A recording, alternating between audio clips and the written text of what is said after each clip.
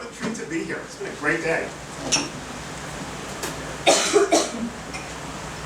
You gonna give me a timer? Because if not, I'm gonna talk for an hour and a quarter.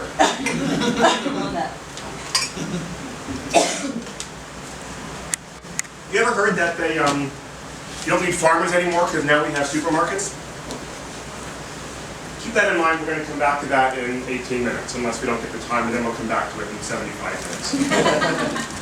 We're going to talk about Bible translation, translating the Bible, and why when you look at the Bible in English, you get such a flawed picture of what it means. And by way of example, we can look at something from Song of Songs, also called Song of Solomon, which you may have heard of. Song of Solomon, Song of Songs, is about romantic love. That's why it's frequently sung at weddings. You may have sung it at a wedding. You may have heard it at a friend's wedding, your parents' wedding. Probably not your parents' wedding. So a friend's wedding, certainly, or a relative's wedding. It's about romantic love. And one of the most popular lines is, "You have ravished my heart, my sister, my bride," also known as my sister, my spouse. Here's the thing. Not only is that not romantic in America, that is illegal in America. And so by way of setting the stage, we're going to ask, how is it that in this case, Bible translation turned courtship into a felony? And the problem essentially began about 400 years ago with the King James Version translation of the Bible, which you've probably heard of. You've probably heard of the King James Version. You've probably heard things from the King James Version. How many people here have heard something that starts, "thou shalt"? Does that ring a bell? Yeah, "thou shalt." That's in the King James Version. The King James Version set the standard for all future English translations. And so pretty much when you read the Bible in English, or for that matter most of the European languages, you are reading a version of the King James Version from 400 years ago, commissioned by King James of England. He didn't actually do the translation. He was the king and didn't, do anything. He had people who took care of that for him. He commissioned the King James Version, which, by the way, is still in copyright. This has nothing to do with anything. You can ignore this part. It's still in copyright. It is in copyright in perpetuity, owned by the Crown. And when you use the King James Version, it is because Her Highness graciously lets you use it. So there you have it. When you look at the Bible in English, you're reading the King James Version, and the King James Version, unfortunately, is flawed in two major ways. Neither one of which really was their fault. The first way in which it was flawed is that they lived 400 years ago. Now, that wasn't their fault. They actually didn't even know they were living 400 years ago. They thought they were living on the cusp of modernity. They thought, the Crusades are over, we're going places, we're doing things, But we now look at them and we now know that they lived 400 years ago. And the problem is English has changed in 400 years. For example, the these and the thous. I'm from Westchester, north of New York City, and I find myself 3 hours away here in Long Island, where they don't use thee and thou at all, as we don't in Westchester or really anywhere anymore. But to the extent that I hear thee and thou, what I think of is extreme formality. There's hardly a more formal phrase than thee or thou or thy. Here's the thing. 400 years ago, thee and thou were meant to be close, intimate, and friendly. They used thee and thou as opposed to you.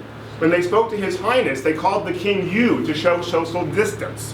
When they spoke to God and had God speaking to us, they used thee and thou to show social closeness. So we see that English has changed over the course of 400 years. Another example is who shall let it. We read that in the King James Bible, who shall let it. Anyone know what let meant 400 years ago? Let. Let, L-E-T, let. You might think it meant allow, it did not. It meant to prevent. Who shall let it, 400 years ago, meant who shall prevent it. We still have that if you're playing tennis, right? If you serve the ball and the ball does go over the net, but the net actually blocks it, what do you call it? A let ball, because the net has let the ball, it has blocked the ball. So we see that English has changed. Another real common phrase, for God so loved the world that He gave His only begotten Son. 400 years ago, God so loved meant God loved in this way. I hear that, I think God loved so much, like, oh, I so did my homework. Which is not what it meant 400 years ago. So the first problem with the King James Version is that English has changed in 400 years. So frequently, even when they got it right, now it no longer is. The second problem is they didn't usually get it right. Usually the King James Version got it wrong because they were not very good translators, and that's because they didn't really understand language. It wasn't their fault. They lived several hundred years before modern science, modernity, linguistics, translation theory, and things like that, but they got a lot of it wrong.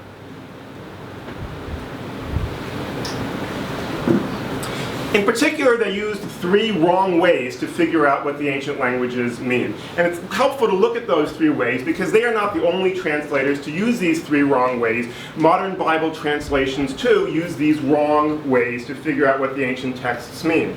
So we look at the 3 wrong ways, not just to figure out the King James Version and what goes wrong when you read that, but what goes wrong pretty much in any Bible translation that you read.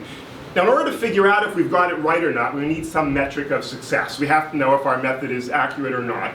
And we can't do that with the usual way, which is to ask somebody. Normally, if I want to know if I've got French right, I go to Paris and I test it out and I talk to people who speak French and I see if I've got it right.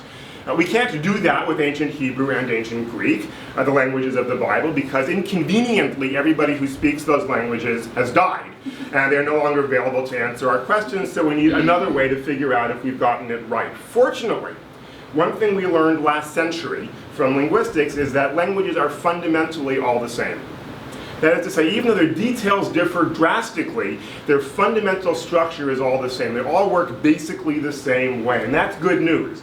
That means if we look at a modern language, or if we look in fact at all modern languages and find that a method of inquiry is successful, we know it's successful for ancient languages as well. If we look at a method of inquiry and find that it does not work for modern languages, we assume it didn't work for ancient languages either. So with that in mind, we can look at the 3 wrong ways of figuring out what the ancient text meant. The first one is etymology. Anyone here ever study etymology? Where words come from, sort of it's a lot of fun for the sort of person who finds that sort of thing fun. It's where words come from, and because people sometimes like looking at it, people sometimes think that etymology tells you what a word means, and it does not. It tells you what a word maybe used to mean. For example, the English words grammar and glamour come from the same source etymologically. Now, thinking back to middle school, how many of you remember grammar as being particularly glamorous? And once again, I'm the only person raising my hand. I actually sort of get that a lot with that question, but what are you going to do? So we see that etymology does not tell us what the words. Another real good example comes from the 2 words, comes from medieval monks, who would copy things over by hand because they didn't have Xerox machines, obviously. They didn't even have mimeograph machines. Anyone remember mimeograph machines? I see so you'd go like this and you'd have to move things around. I see a couple of people, yeah. They didn't have them back in the Middle Ages, and the monks were copying over their manuscripts. And so they had to copy the manuscripts over by hand, and they didn't do it inside the monastery because the monasteries were too dark. They'd go outside and set up booths or tables, and they'd copy the manuscripts over there at what became known as stationary booths, or immobile booths. As more and more Europeans learned how to read and write, more and more Europeans needed writing supplies, and they had 2 choices. They could either make them themselves, or they could buy them from people who had the writing supplies. Well, who had the writing supplies? The monks. And where were the monks? At the stationary booths. And the supplies became known as stationary supplies. This is a true story. It is, I think, an interesting story, and it highlights the fact that etymology does not tell us what the words mean. The E and the A came later. One of them is spelled with an E, one of them is spelled with an A. I'm pretty sure when you're not looking, they switch them just to keep you on your toes. Might be me. I went to an open classroom school, I should tell you, where they sort of asked me what I wanted to learn instead of telling me what I should learn, as a result of which I didn't learn anything. And the only good news is that because I went to the open classroom school, I feel very good about myself and don't care that I don't know anything. But you know, spelling, arithmetic, geography, way beyond me. Point though is stationary with an E, stationary with an A, come from the same source, showing us that etymology does not tell us what words mean. That's the first wrong way to figure out what the ancient words mean. Second wrong way to figure out what the ancient words mean is internal structure. Now this has a particularly rich form in Hebrew, which is why people like it so much in Hebrew, but again we'll look at the examples in English and look at how internal structure does not tell us what the words mean. In English we have a word host. A host is someone who welcomes you or someone who's in charge. Lauren is our host, and I call her hostess, but she's our host. On the pattern of infant, infantile, what would you think about host and hostile? You might think that if an infant is infantile, that a host should be hostile, and of course you would be wrong. What we see is that internal structure does not tell us what the words mean. Another example comes from the word patent, which by definition is non-obvious. You cannot patent something that's obvious, and yet patently means obviously. Even something so simple as adding ly to a word does not tell us what the word means. This also applies, incidentally, not just to words, but to phrases. Internal structure for phrases is one of the biggest traps in figuring out what the ancient languages mean. So, for example, in English we have a word pick, which means to open surreptitiously. We have a word like to pick a lock. We have a word up, which means away from gravity. And we have a word on, which means away from gravity and touching that which is beneath it. This will not tell you that pick up means to increase, like pick up the tempo. That pick on means to annoy, or that pick up on means to discern. Another real good example is the drive-through window, which quite obviously doesn't mean what you might expect it would. So we find that internal structure does not tell us what the words mean, along with etymology not telling us what the words mean. And the final example, final wrong way of figuring out what the ancient languages mean is cognate languages. It's tempting to think that if you know what one word means in one language, and if you have a similar word in a different language, you can just extrapolate and figure out what it means. In fact, you cannot. This is frequently called word borrowing, though it's not really borrowing, right, because you don't give it back. But it's cognate languages, and a real clear example comes from French and English. Then President of France, François Mitterrand, came to America and through an interpreter told people that the French president demands that the American president come visit. What went wrong? Other than the almost war that, you know. Demander in French, demand, means not to demand, but rather to ask.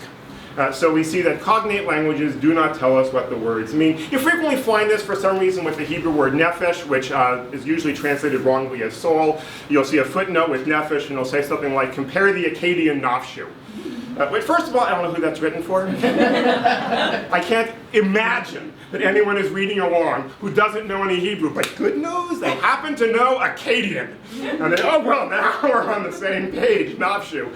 But even if there were such a person, and even if we knew what nafshu meant, which we don't, it still might not help because they could mean different things. Unfortunately, these are the three pillars of Bible translation, and so when you read the Bible in translation, you're getting translations that are as wrong as thinking that a host must be hostile, or that pick up on has something to do with opening locks surreptitiously. Fortunately, we're not done. There is a reliable way to figure out what the ancient texts mean, and that is context. Almost by definition, a word's meaning is how it is used in context. And I'll give you an example. In English, we have a word sincerely at the bottom of a business letter, and all that really means is my name comes next. It does not imply any particular degree of sincerity, and here's how I know. Suppose you've got a startup, and you are trying to explain how the $105,000 sports car that you just got for your brother really is a legitimate business expense. And so you fill a letter with 4 paragraphs of lies, and then you sign the letter, which you've of course written to the Internal Revenue Service. You sign the letter sincerely, in spite of the lies. They of course write you back and they say, yeah, you're going to jail. And how do you respond to the people who are ruining your life? Dear, right. So we see that the words don't get their meaning from their literal meaning, but rather from how they are used in context. Other languages sign letters differently, and Hebrew, for example, says b'chavod, literally with honor. B'chavod doesn't mean with honor, it just means sincerely. And this will actually help us figure out what went so wrong with my sister, my bride. Which fortunately is not incest in Song of Songs. We're not going to have time for my bride or for my spouse, though as it happens, in Song of Songs there is no notion of commitment between these two people. They are essentially hooking up. Wait till the fundamentalists find out. Why does it say sister? And the answer is that if we look at how these words are used in antiquity, both brother and sister and father and son and mother and daughter, we find that they are used not only for family relationships, but also for power structure. We find that a more powerful king was called my father the king, an equipotent king was called my brother the king, and a less powerful king was called my son the king. And it's in this context that the Bible's only full-length treatise on relationship hits the reader over the head with the importance of the woman being equal. And that's the message of Song of Songs. Let us not believe that America is the first society to think that men and women should be equal. It goes all the way back to Song of Songs, a message we only find out once we get rid of the felonious incest and look at the words using context, which tells us what the words really mean. We only have time for one more example, and we're going to look at the Ten Commandments, which you've probably heard of. You may have heard of something that's translated, thou shalt not covet. Does that ring a bell? Thou shalt not covet, thou shalt not desire something. The Hebrew word there is chamad. And before we look at what it actually means, I'm going to talk about why I think the Ten Commandments are actually so important. Believe it or not, there is nothing in American law that tells you that killing is wrong.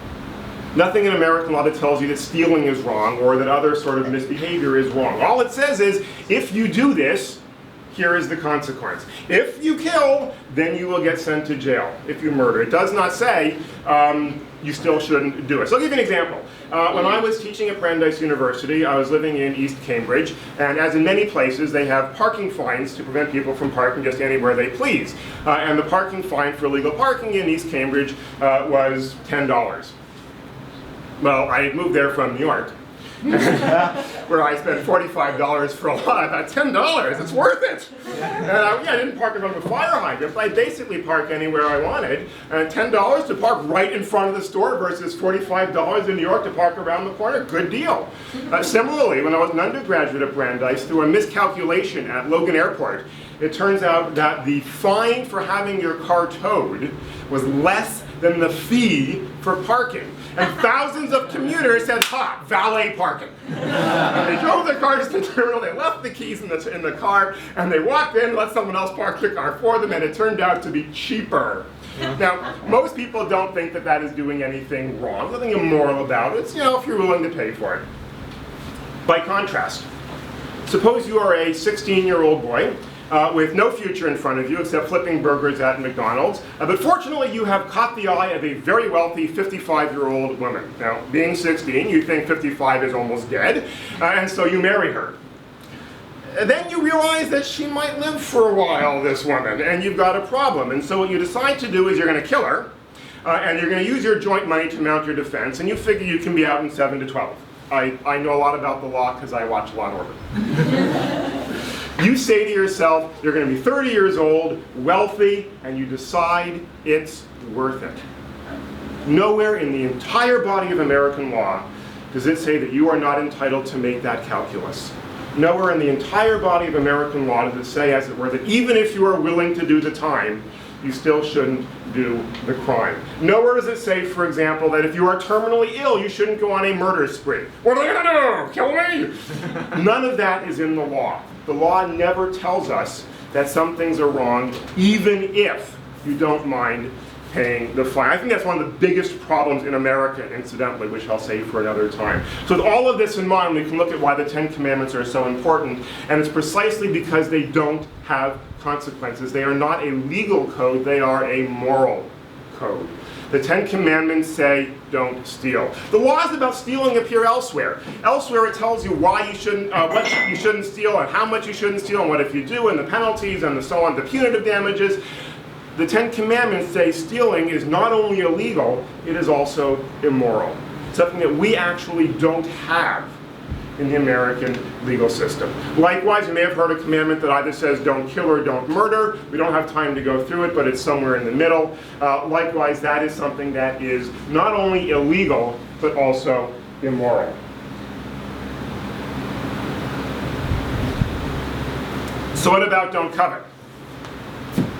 Once again, we look at the Hebrew word chamad, which is in the Ten Commandments, that's the one for covet, and we look at how it is used in context. And we have one context in particular that's really helpful. We have a passage where it says that when the Israelites go up to Jerusalem 3 times a year for what is known as pilgrimage holidays, the passage says the Israelites shouldn't worry that the other people will chamad their houses. Well, it is absurd to think that the Israelites, when they left their houses, were afraid that other people would say, hey, that's a cool house. Quite obviously, they were afraid that people would take their houses. That is the only reasonable thing that they might have been afraid of in their absence. And so we find that the 10 Commandments are translated wrong. The good news is, I should say, the commandments are translated right. There is good news, but the don't kill and don't murder one, and also the one that says don't covet, has been translated wrong. It does not mean don't covet, it means don't take. And that's a really important distinction if we're going to try and consider what's moral and what's immoral. There's a huge difference between saying how you feel is immoral versus saying what you do is immoral. And what we find in the 10 Commandments is that what you do is immoral. And more importantly, we find that there is a list of things that are immoral. And we can only get to the true nature of this list when we look at how translation works and we recover the original meaning of the ancient texts. Remember I told you about the supermarket? And we don't need farmers anymore because you can get food from a supermarket? A lot of people actually sort of think that. By the way, especially people in New York City. And I mention it because it's very easy as we move forward to the next generation and the generation after to forget the wisdom of generations before. In this case, we have this huge body of law, and it's missing something that they knew 3,000 years ago. My hope is that as we move forward, we will not only make great progress, but remember to bring with us the things that we've learned in the past. Thank you for your attention.